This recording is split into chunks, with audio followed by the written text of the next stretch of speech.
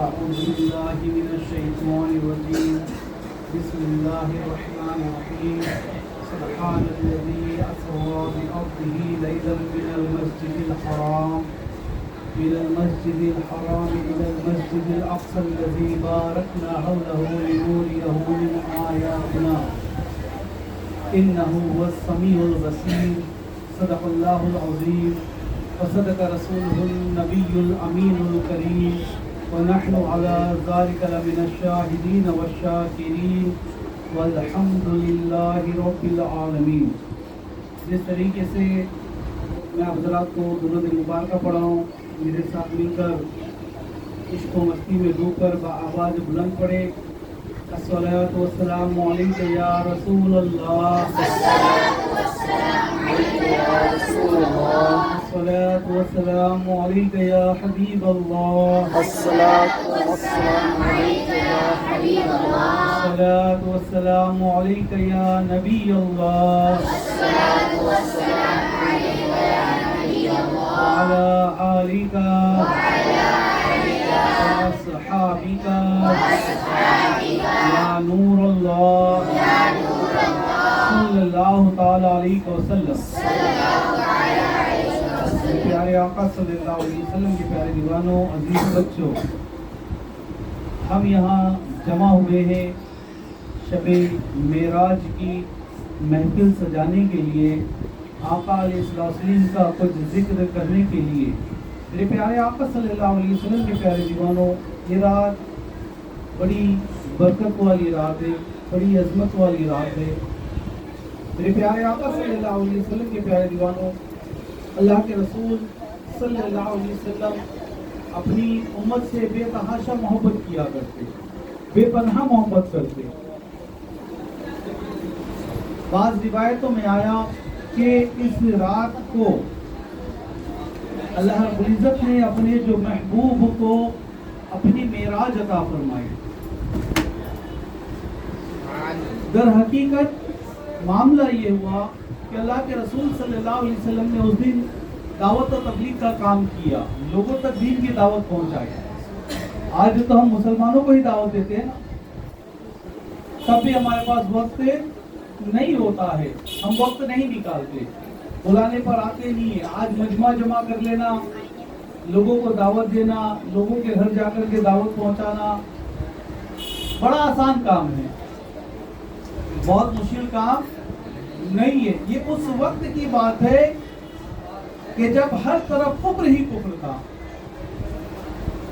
کفرستان کے بیچ میں ایسے لوگوں کو جن کے دل بڑے پتھر کے تھے، سنگدل تھے، ایسے لوگ تھے جو اپنی بچیوں کو زندہ درگور کیا کرتے تھے۔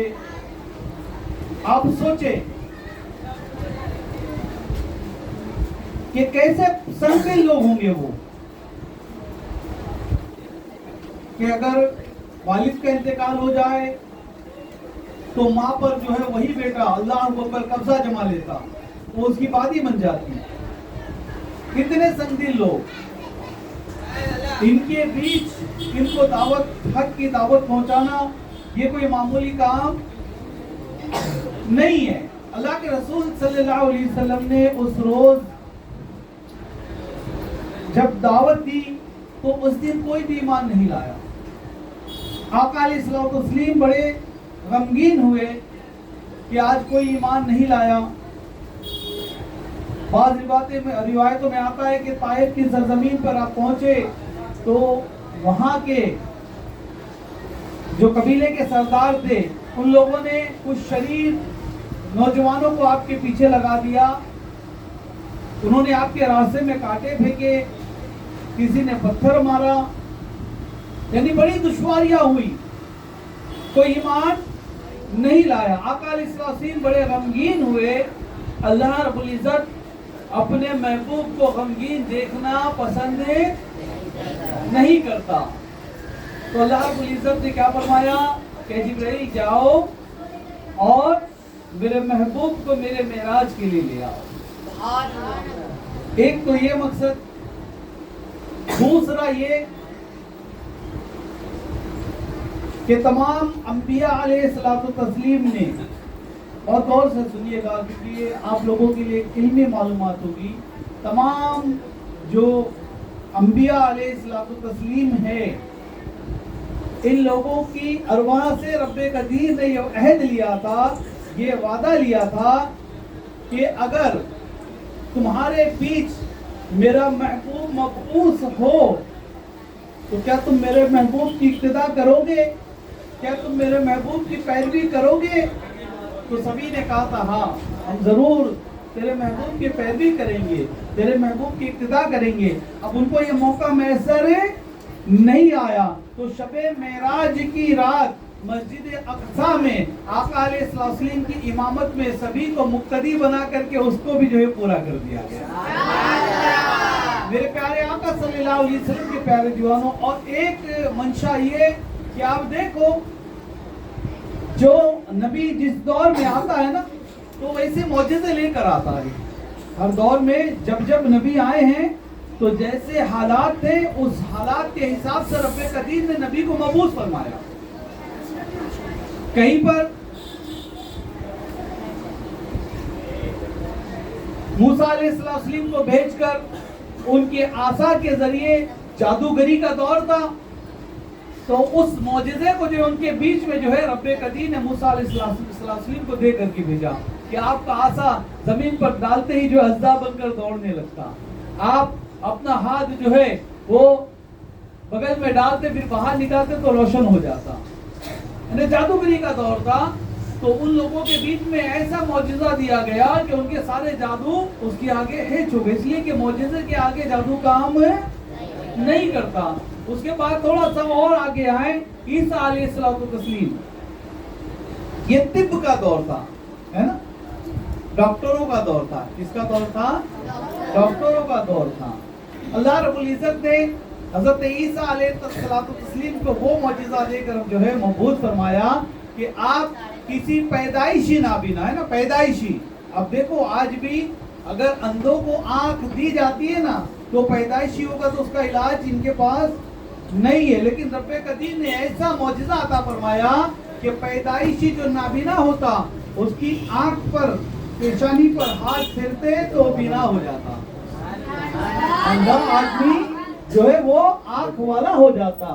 اسی طریقے سے برس والا جزام جسے ہوتا ہے نا, انگلیاں جھڑنے لگتی ہیں, انگلیاں جھڑنے لگتی ہیں اس کے اندر, اس پر ہاتھ پھیر دیتے تو اس کی وہ ساری بیماری دور ہو جاتی. کہاں تو لوگ اس سے دور بھاگتے ہیں, آپ ہاتھ پھیرتے تو کیا ہوتا, ساری بیماری دور ہو جاتی ہے. اب لیکن ہمارے اور آپ کے آقا و مولا علیہ السلام کا جو دور ہے یہ قیامت تک کا دور ہے, تو معجزہ بھی تو ویسا چاہیے, ہے نا, معجزہ بھی تو ویسا ہی چاہیے. اب اگر معجزہ ایسا ہو کہ جیسے ابھی موسیٰ یہ حضرت عیسیٰ علیہ السلام طب کے تھے تو اب تو ڈاکٹر بہت سارے ہو گئے, بہت سارے علاج آ گئے ہیں, نئی نئی بیماریاں, نئے نئے جو اس کے علاج بھی آ چکے ہیں.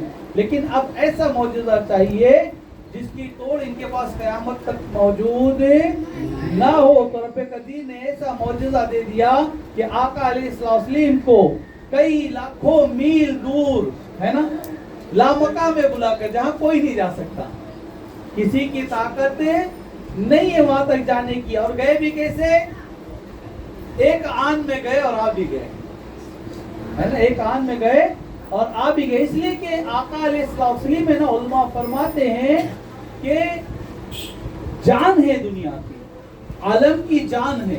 کون ہے؟ آقا علیہ السلام اس عالم کی جان ہے. جب آقا علیہ السلام یہاں سے چلے گئے تو سب رک گیا, بالکل تھم گیا, ساری چیزیں اپنی جگہ پر رک گئی. اب آقا علیہ السلام کب گئے, کب آئے, کتنا عرصہ گزرا, کیا گزرا, یہاں پر حالات ویسے کے ویسے ہی تھے, وہی ساتھ تھی, وہی گھڑی تھی. آقا علیہ السلام گئے بھی اور آ بھی گئے. اسی لیے تو فرمایا گیا کہ بستر بھی تھا گرم, زنجیر بھی ہلتی گئی, ہے نا, میرے آقا گئے اور آ بھی گئے. نہیں, بستر بھی گرم. آپ سوچو بستر گرم کتنی دیر رہتا ہے. ہم بسترے پر سوتے ہیں نا, اب ٹھنڈی کا وقت ہے تو آپ کو اچھی طریقے سے پتہ چلتا ہوگا جب ہم کروٹ بدلتے ہیں نا تو دوسری جگہ ٹھنڈی ہوتی ہے اور جو جگہ ہم تھے وہ جگہ گرم ہوتی ہے. کہ کتنی دیر گرم ہوتی ہے, تھوڑی دیر. اب سوچو کتنی دیر گئے اور آئے, اور زنجیر کتنی دیر ہلتی ہے. اگر زنجیر کو ہلایا جائے تو کتنی دیر ہلتی ہے. تو یہ وقت جو لگا، لیکن در حقیقت فرمایا گیا کہ 27 سال کا عرصہ گزر چکا تھا، لیکن دنیا میں کچھ بھی نہیں ہے کان، کیونکہ جان ہی نکل چکی ہے نا. اب جان نکل چکی ہے تو کوئی چیز ہل نہیں سکتی اپنی جگہ پر. میرے پیارے آقا صلی اللہ علیہ وسلم کے پیارے دیوانوں، اب اس کے اندر اہم چیز کیا ہے پتہ ہے آپ کو؟ کہ قرآن کریم نے فرمایا سبحان الذی اسری بعبدہ لیلا من المسجد الحرام الی المسجد الاقصی. یہ اہم نقطہ ہے. سب سے پہلے رب قدیر نے کیا فرمایا؟ اپنی ذات کو منوایا کہ پاک ہے وہ ذات. کون ہے؟ پاک ہے وہ ذات. محبوب گئے نہیں، محبوب گئے نہیں، پاک ہے وہ ذات جس نے لے گیا راتوں رات. کون لے گیا؟ اللہ رب العزت ہے نا. سب سے پہلے سبحان الذی اسری، جو لے گیا اپنے بندے خاص کو مسجد حرام سے مسجد اقصی تک. کہاں تک؟ مسجد حرام سے مسجد اقصی تک. یہاں تک کا جو سفر ہے اس کو نہ ماننے والا کافر ہے. کیا ہے؟ کافر. اس لیے کہ اس نے قرآن کریم ہی کا انکار کر دیا. اچھا، سب سے بڑی چیز یہ کہ بہت سے لوگ کہتے ہیں کہ اس رات جو ہے آقا علیہ الصلوۃ والسلام کو جو ہے وہ جسمانی معراج نہیں ہوئی تھی، روحانی معراج ہوئی تھی. کیا بولتے ہیں؟ روحانی معراج ہوئی تھی. اب آپ دیکھیں کہ ابو جہل جو ہے نا، جب آقا علیہ الصلوۃ والسلام نے فرمایا کہ میں راتوں رات مسجد حرام سے مسجد اقصی گیا ہے نا، بیت المقدس گیا، پھر وہاں سے پہلے آسمان، دوسرے، تیسرے، چوتھے، پانچویں، چھٹے، ساتویں، پھر سدرۃ المنتہا، پھر وہاں سے آگے لامکہ. تو اب اگر آقا علیہ السلام یہ کہتے کہ میں نے خواب میں دیکھا تو کوئی کچھ بولتا کیا؟ انسان خواب میں تو کہیں بھی جاتا ہے، کہیں بھی چلا جاتا ہے. لیکن ابو جہل نے جو واویلا مچایا تھا وہ اسی بات پر تو مچایا تھا کہ یہ ہو ہی نہیں سکتا کہ ایک انسان ایک رات کے اندر اتنا لمبا جو ہے سفر طے کر کے واپس بھی آ جائے راتوں رات. تو کیا کیا؟ سیدنا صدیق اکبر رضی اللہ تعالیٰ عنہ کے پاس جو ہے پہنچا اور کہنے لگا کہ ابو بکر ذرا بتاؤ تو صحیح کہ ایک رات میں کوئی مسجد حرام سے مسجد اقصی بیت المقدس جا سکتا ہے اور وہاں سے واپس آ سکتا ہے؟ تو آپ نے فرمایا یہ تو ہو نہیں سکتا کہ کوئی ایک رات میں جائے بھی اور واپس لوٹ کر بھی آ جائے.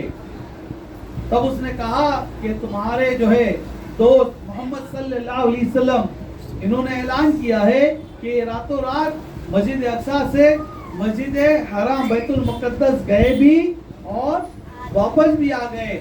سیدنا ابوبکر صدیق رضی اللہ تعالیٰ عنہ قربان جاؤ آپ کے عشق پر فرماتے ہیں کہ اگر میرے آقا نے فرمایا ہے تو وہ تو اس سے بھی زیادہ دور جا سکتے ہیں. یہ تو کچھ بھی نہیں ہے. یہ سیدنا صدیق اکبر رضی اللہ تعالیٰ عنہ ہے کہ آپ نے کیا فرمایا کہ اگر میرے آقا نے فرمایا ہے تو حق فرمایا ہے. میرے پیارے آقا صلی اللہ علیہ وسلم کے پیارے دیوانوں، اور ایک ہوتا ہے سفر کرنا. کیا کرنا؟ سفر کرنا. اور ایک ہوتا ہے سیر کرنا. سفر میں اور سیر میں فرق ہوتا ہے. سفر میں اور سیر میں فرق ہوتا ہے. سفر میں انسان کسی چیز کو دیکھتا نہیں ہے، بس چل رہا ہے. کہیں گھومتا پھرتا ہے کیا سفر میں؟ نہیں، بس چل رہا ہے. ٹرین میں سوار ہوا ہے نا اپنے گاؤں جانے کے لیے یا کہیں دوسری جگہ جانے کے لیے، تو وہ کنٹینیو سفر میں ہی ہے. راستے میں کیا ہے کیا نہیں وہ ساری چیزیں، کتنے شہر آئے ہے نا، کتنے گاؤں آئے، ادھر گھومنے ملتا ہے؟ نہیں ملتا نا. لیکن آقا علیہ السلام کو سفر نہیں کروایا گیا، سیر کروائی گئی. کیا کروائی گئی؟ سیر کروائی گئی. یعنی ایک ایک چیزوں کا آقا علیہ السلام نے مشاہدہ کیا، ایک ایک چیزوں کا. جب آقا علیہ السلام براق پر سوار ہو کر کے چلے تو حضرت موسیٰ علیہ نبی علیہ السلام اپنے قبر انور میں نماز ادا کر رہے تھے. کیا کر رہے تھے؟ قبر انور میں نماز ادا کر رہے تھے. اور جب بیت المقدس میں پہنچے تو وہاں بھی موسیٰ علیہ السلام موجود تھے. بولے سبحان اللہ. یہ نبی کی رفتار کا عالم ہے نا.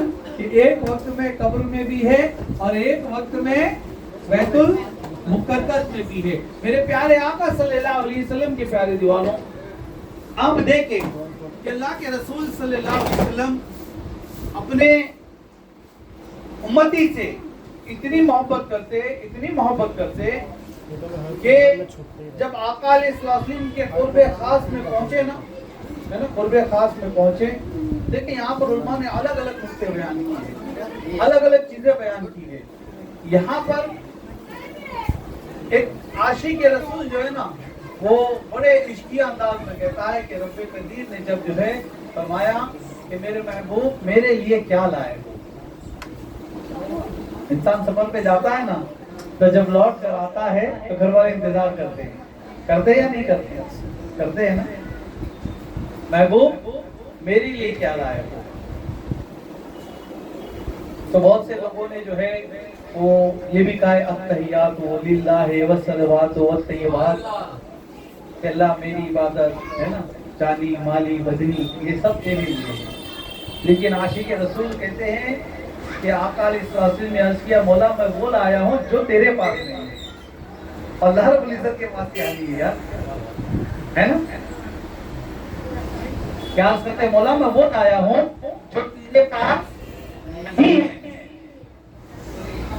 اب عرض کرتے ہیں مولا میں عاجزی لے کر آیا ہوں، اس لیے کہ عاجزی تو رب قدیر کے پاس ہے ہی نہیں نا، وہ کس سے عاجزی کرے؟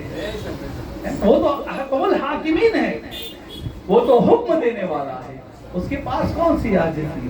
اور دوسرا یہ کہ وہاں پر بھی آقا علیہ السلام نے اپنی امت کو فراموش نہیں کیا، اس جگہ پر بھی اپنی امت کو فراموش نہیں کیا۔ آپ نے کیا کہا؟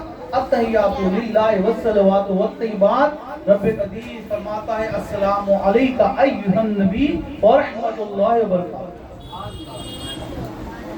لیکن وہاں پر بھی آقا علیہ السلام نے اپنی امت کو برابر یاد فرمایا، وہاں پر بھی اپنی امت پر سلام بھیجا، ہے نا، اپنی امت کو وہاں پر بھی فراموش نہیں فرمایا۔ آپ سوچو کہ آقا علیہ السلام کتنی محبت کیا کرتے اس امت سے، ہمیشہ اسی فکر میں رہتے کہ میری امت کو رب قدیر بخش دے۔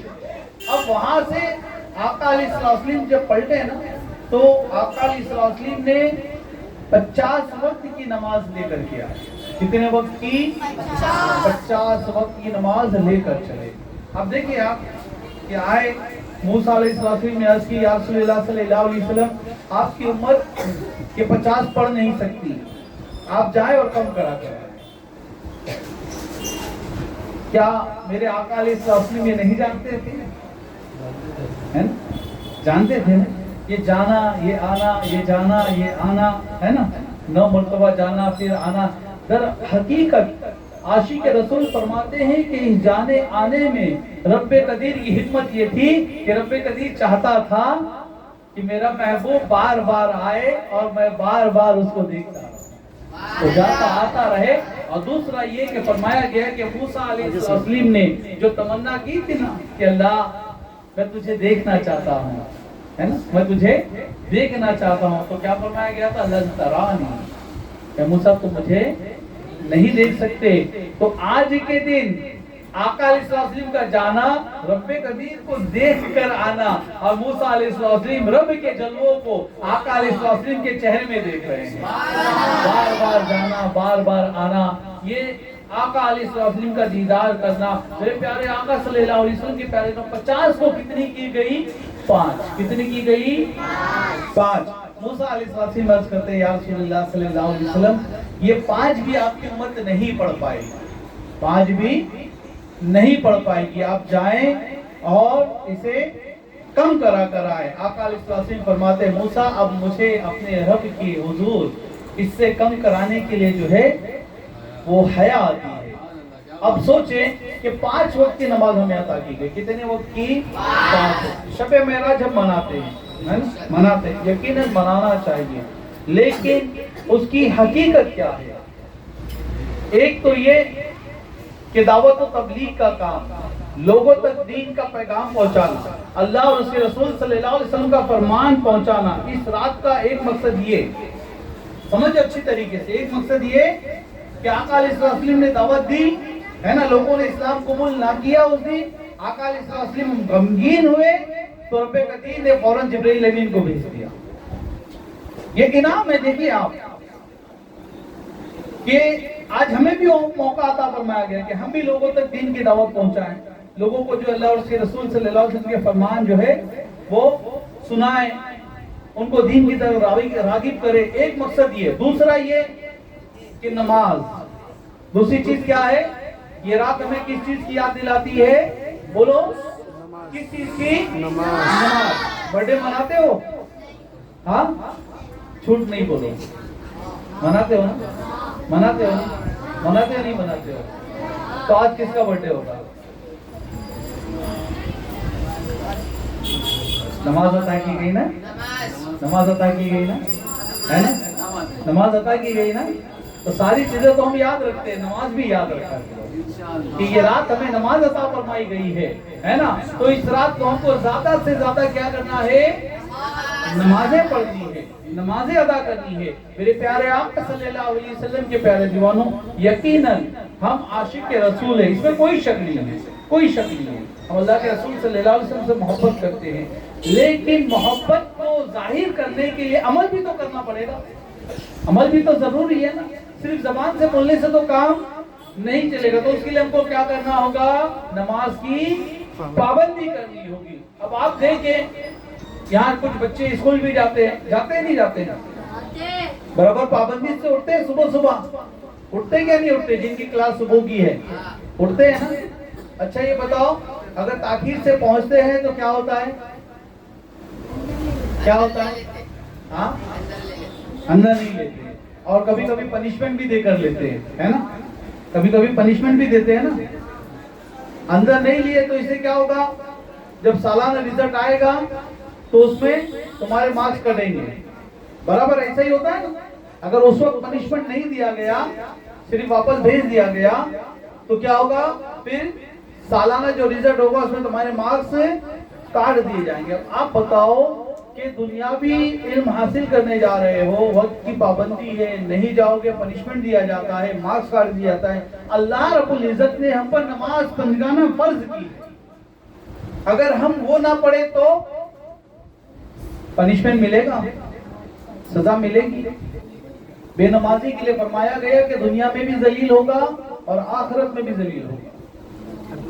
دنیا میں بھی ذلیل ہوگا. آج آپ دیکھ لو مسلمانوں کے جو ذلتیں مل رہی ہیں, جو رسوائیاں مل رہی ہے, یہ خود ہماری جو ہے اعمال کا نتیجہ ہے. اگر ہمارے اعمال اچھے ہوتے تو آج یہ ساری ذلت اور رسوائی ہم پر نہیں آتے. تیرے مسلمان تو دنیا پر حکومت کرنے آیا تھا, آج غلام بن بیٹھا ہے. آج وہ قومیں جن پر مسلمان حکومت کیا کرتا تھا, آج وہ مسلمانوں پر حکومت کر رہی ہے. میرے پیارے آقا صلی اللہ علیہ وسلم کے پیارے دیوانوں, شب معراج کے پیغام کو پہچانو کہ آخر اس کا مقصد کیا ہے. ہم بیانات تو بہت سارے سنتے ہیں, اس کی فضیلتیں بھی علماء سے ہمیشہ سنتے ہیں, لیکن اصل مقصد اس کا یہ ہے کہ اللہ کے رسول صلی اللہ علیہ وسلم ہم تک دین پہنچانے آئے, اور اسی کا ایک حصہ ہے نماز. اس کی پابندی ہم کو کریں گے انشاءاللہ العزیز, کوتاہی نہیں کریں گے انشاءاللہ العزیز. تو میں نے آپ کو بتایا کہ ایک حصہ یہ کہ مسجد حرام سے مسجد اقصی تک کا سفر جس کا ذکر قرآن کریم میں صراحت کے ساتھ موجود ہے, اس کا انکار کرنے والا گمراہ بددین اور کافر ہے. اور اس کے بعد کا جو انکار کرے وہ بددین ہے, گمراہ ہے. وہاں سے لے کر کے جو ہے سدرۃ المنتہا تک کا سفر, مسجد اقصی سے لے کر کے سدرۃ المنتہا تک کا سفر جو ہے احادیث کریمہ میں موجود ہے, اس کے آگے کا سفر جو کیا آقا علیہ السلام نے, اس کا انکار کرنے والا, اسے بھی فرمایا گیا کہ یہ گمراہ ہے.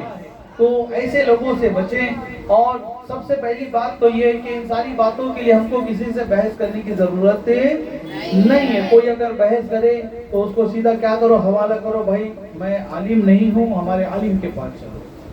بحث آپ کو نہیں کرنی ہے, اس لیے کہ پھر آپ سوال کرو گے, وہ سوال کرے گا, آپ جواب دو گے, پھر سوال کرے گا, پھر علماء سے پوچھ کر کے جواب دو گے. اس سے بہتر ہے کہ لے جا کر کے اس کو سامنے بٹھا دو. تو ہمیں آج کی رات کا پیغام یاد رکھنا ہے کیا پیغام ہے؟ بولو نماز. نماز کو ہم ضائع نہیں کریں گے، ہر نماز کو اس کے وقت ہی پر ادا کریں گے. بولو انشاءاللہ. اللہ رب العزت ہم سب کو کہنے اور سننے زیادہ عمل خیر کی توفیق عطا فرمائے. وما علینا الا البلاغ المبین. السلام علیکم ورحمۃ اللہ وبرکاتہ.